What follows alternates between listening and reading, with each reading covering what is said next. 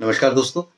मेरा नाम प्रोफेसर कुलविंदर सिंह है और आज हम किसानों की जो इतनी बड़ी एजिटेशन चल रही है इंडिया में, दिल्ली में खास करके, आप इसे समझ लीजिए कि ये शायद इतिहास की पिछले 70-80 साल की सबसे बड़ी एजिटेशन है।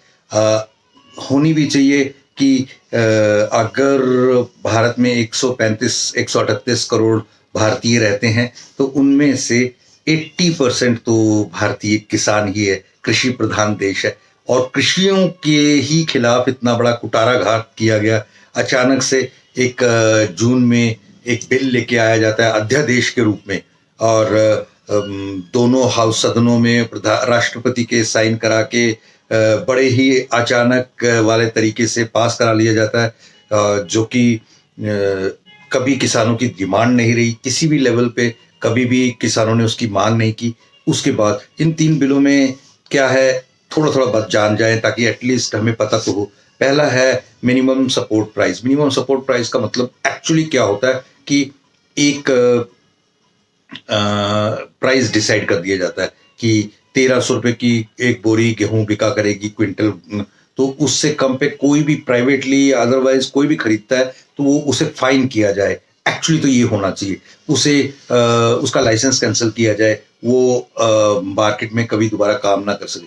लेकिन क्योंकि बहुत ज़्यादा किसान को हैरेसमेंट किया जाता है, बहुत ज़्यादा उसको ट्रक ट्रॉलियां लगे रहते हैं और उसको बार बार वापस भेजा जाता है एफसीआई से, बाकी जहां किसान की गवर्नमेंट मंडियां हैं वहां से। और बहुत सारे लूप होल्स, कमियां, क्योंकि मैं तो इसलिए भी ज़्यादा नज़दीकी से जानता हूं कि मेरे बहुत सारे रिलेटिव्स इन डिपार्टमेंट्स में रहे हैं। तो कमियां हैं, उन कमियों को दूर करना था। इन्होंने वो पूरे का पूरा एमएसपी जो सा है वो खत्म ही कर दिया कि मतलब किसी के अगर मान लीजिए गले में कैंसर है तो गला ही काट दो, ये सिस्टम। तो गले का कैंसर दूर किया जाए, गला ना काटा जाए। देन सेकंड है कॉन्ट्रैक्ट फार्मिंग। कॉन्ट्रैक्ट फार्मिंग का मतलब ये है कि अगर कोई बड़ा व्यापारी किसी किसान छोटे मोटे 10-20-100 किसानों से कॉन्ट्रैक्ट करता है कि आप मेरे लिए ये प्रोडक्ट उगाओ, तो वो 1 साल के लिए तो नहीं करेगा, 5, 10, 15, 20 साल के लिए वो कॉन्ट्रैक्ट करेगा और वो 20 साल में उसकी जमीन का मालिक हो गया। यानी कि अगर उस से इस 20 साल के दौरान उसे कोई फायदा हो, नुकसान हो या किसी भी तरीके से वो कॉन्ट्रैक्ट से बाहर नहीं जा सकता, कोई सरकारी अपील नहीं कर सकता, कोई उस कॉन्ट्रैक्ट को तोड़ नहीं सकता। और अगर उसको रेट्स कम मिल रहे हैं मार्केट के हिसाब से, कॉन्ट्रैक्ट हो चुका है, अब वो कुछ कर नहीं सकता। इसकी सरकारी अपील भी उस लेवल पे है नहीं, पूरे के पूरे संविधान में ऐसा कुछ प्रोविजंस नहीं क्रिएट किए गए और वो एक तरीके से बंधुआ मजदूर की जो पुरानी परिपाटी है उस तरीके की इसको सोच में ढालने के प्रयास किए हैं। देन अनलिमिटेड होर्डिंग के लिए क्या कहते हैं उसको, भंडारण के लिए तीसरा नियम है। उसमें क्या है कि देखो, आपको एक छोटे से एग्जांपल से बात बताता हूँ। आजकल आपको लग रहा है कि 70, 80, 90 रुपए प्याज, टमाटर, आलू, बेसिक चीजें इतनी महंगी चल रही हैं। इसका कारण क्या है कि जो भंडारण के नियम का दुरुपयोग हो रहा है, स्टोर किया जा रहा है, बाकी जो आ ही नहीं रहा मार्केट में, तो मार्केट में कम सूरत में आ रहा है तो कम आएगा तो क्या होगा, उसे महंगा बेचा जाएगा। डिमांड एंड सप्लाई का रूल है ना, जितनी डिमांड है उतनी सप्लाई नहीं होगी तो महंगा हो जाएगा, जितनी डिमांड है उससे ज्यादा सप्लाई होगी तो सस्ता हो जाएगा। तो अगर जहां जितना फ्लो में आ रहा है वो A, B, C, D बड़ी बड़ी कंपनियां होल्ड करती जाएंगी, भंडारण करती जाएंगी।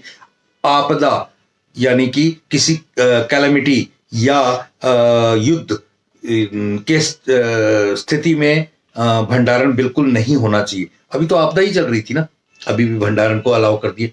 मुझे नहीं समझ में आया कि कहाँ पर सरकारें फेल हो रही हैं, कि उनका थिंक टैंक कहाँ पे गड़बड़ा रहा है और उनको अपनी चीज़ों को बचाने के लिए एक आईटी सेल को और मीडिया को हायर करना पड़ता है, जिससे वो गलत झूठ बताया जाता है और बहुत सारे लोगों को किसी को हिंदू का लॉलीपॉप, किसी को कुछ लॉलीपॉप देके अपने साथ जोड़े रखना पड़ता है और पता नहीं क्या क्या, जिनको किस लेवल तक की समझ में आ नहीं रहा कि आप सच्चाई से, ईमानदारी से काम करें तो देश को बहुत आगे तक लेके जा सकते हैं। ऐसा कुछ भी नहीं है कि भारत वाकई ही कंपैरेटिवली विश्व के बहुत अच्छे देशों में से एक काउंट किया जाता था। तो अब उसकी स्थितियां खराब होने का बहुत बड़ा, देखो कहते हैं ना कि गंगा की तरह पवित्र ये कानून है। तो अब तो स्थितियां ऐसी हो गई कि गंगा ही पवित्र नहीं रही हमारी गलतियों के चलते, तो कानून में पवित्रता तो बहुत ही गड़बड़ाई हुई है। तो इन चीजों को देखते हुए मीडिया भी पूरी तरह से आप देखेंगे कि वही बातें दिखाई जाती हैं जो बातें वो उनके फेवर की हैं, कि किसान अपनी रोटी लाके खा रहा है और किसान इस मूड में नहीं है कि इसको समझे वगैरह। अरे यार, हर लेवल की हर बातें, अभी एक पार्टी ने दूसरी पार्टी के बताया कि जो ये विरोध कर रहे हैं ये खुद शामिल थे इस बिल की फैब्रिकेशन में, ये कमेटी के मेंबर थे। तो ऐसी बहुत सारी बातें विद प्रूफ एक पार्टी दूसरी पार्टी तीसरी पार्टी बता रही है। तो ये पार्टीबाजी का गेम होके कहीं ना रह जाए। किसानों की समस्या, किसानों के हकूक, अन्नदाता है।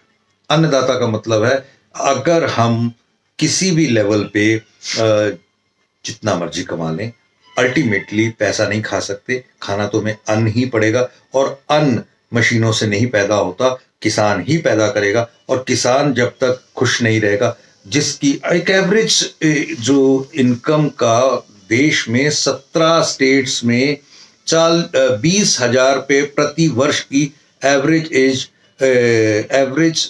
जो कमाई निकल कर आई है, वो कितनी हैरानी है। 1700 रुपये पर मंथ भी नहीं बनती 20,000 के हिसाब से। तो आप बताएं, एक परिवार में 1700 रुपये की इनकम अगर आज जिस जगह आ रही हो देश के 40 to 50% देश में, तो आप सोच सकते हैं कि हमारी अंदरूनी हालत कितनी डगमगाई हुई है। किसान इसलिए अगर आप देखे जाए ना, तो अगर इनको हम कह सकते हैं आंदोलनकारियों को आतंकवादी हैं, इनके ऊपर वाटर कैनन डाल रहे हैं, ये खालिस्तानी है वगैरह वगैरह वगैरह, कुछ भी कह सकते हैं। हमारा डेमोक्रेटिक कंट्री है, किसी को भी कोई भी कुछ कह सकता है। तो दूसरी तरफ ये भी देखा जाना चाहिए, क्या जो कह रहे हैं वो पाक साफ है? जो भी पॉलिटिशियंस कह रहे हैं, क्या वो पूरी तरह से, एक एक पॉलिटिशियंस के ऊपर 10-10, 20-20, 50-50 केस चल रहे हैं, किसी को तड़ी पार किया गया। और जब वो किसी एक पर्टिकुलर पार्टी के साथ जुड़ जाता है तो वो उसके सारे केस भी खत्म। वो एक दिन पहले तक देशद्रोही था, पापी था और समाज के लिए खतरा था। आज वो क्योंकि एक पर्टिकुलर पार्टी के साथ जुड़ जाता है तो उसके बाद उसके सारे पाप धुल गए, वो गंगा की तरह पाक साफ पवित्र हो गया। और बहुत मन भर आता है कि हम किस दिशा में चल पड़े हैं। हम